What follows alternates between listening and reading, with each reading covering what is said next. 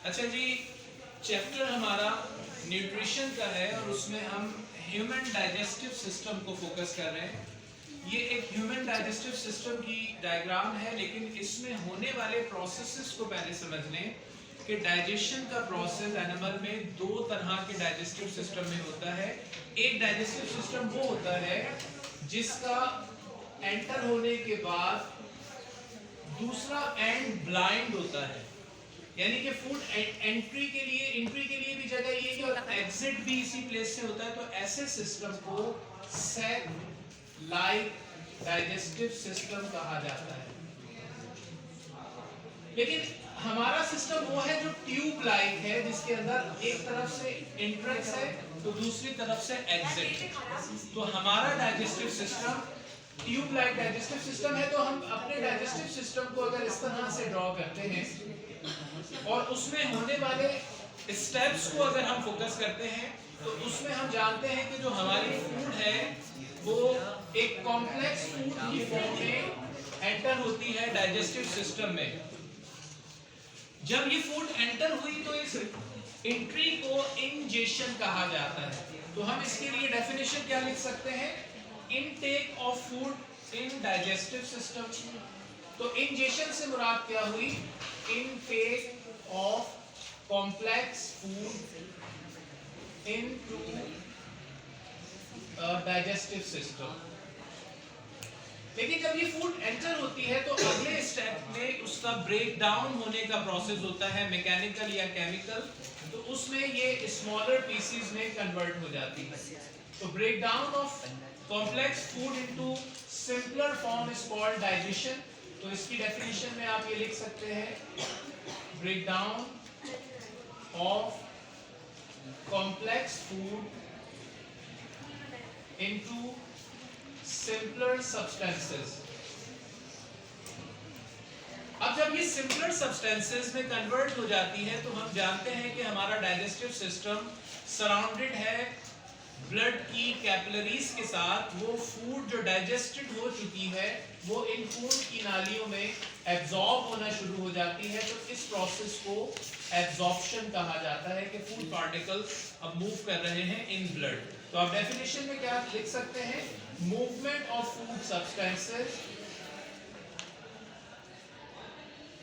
of digested food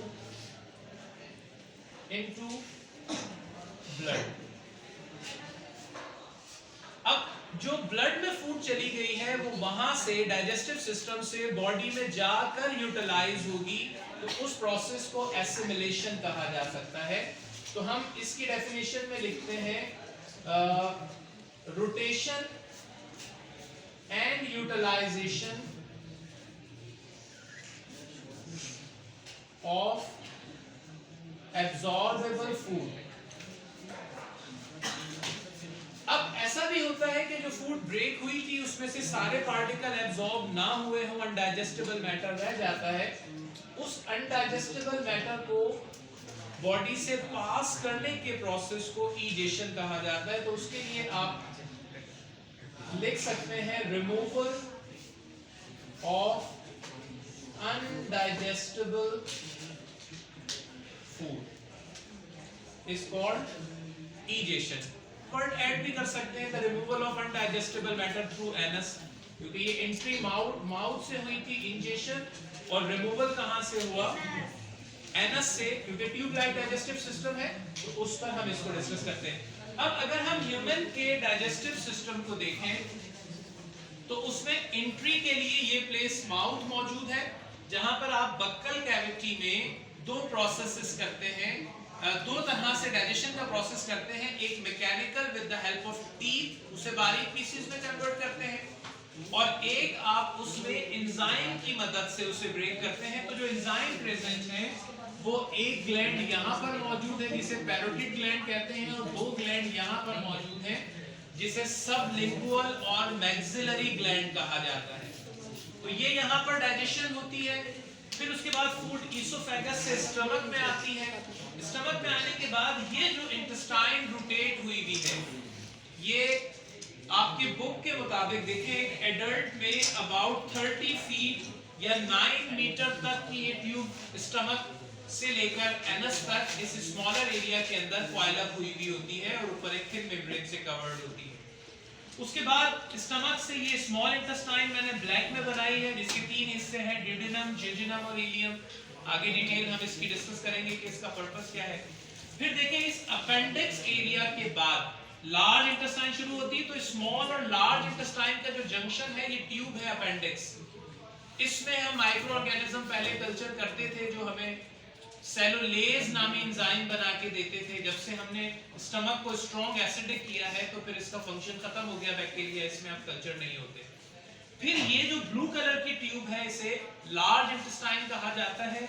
इसका ये वाला हिस्सा और ये वाला हिस्सा कॉलोन कहलाता है, जिसको हम 3 एरियाज में फर्दर लेते हैं। ये वाला इसका पार्ट जो है वो असेंडिंग कॉलोन है, ये ट्रांसफर कॉलोन है, ये डिसेंडिंग कॉलोन है, और फिर ये वाला हिस्सा इसका ये वाला पार्ट रेक्टम कहलाता है। तो रेक्टम में फूड आकर जो मजीद एब्जॉर्ब होनी होती है, वाटर उसका एब्जॉर्ब होना होता है, और फिर यहाँ अनडाइजेस्टेबल मैटर कलेक्ट होता है और फिर बॉडी उसको एक टाइम पर रिलीज कर देती है बर्डन फील होने के बाद। तो स्टूल की फॉर्म में, फीसिस की फॉर्म में बॉडी उसे रिमूव कर देती है।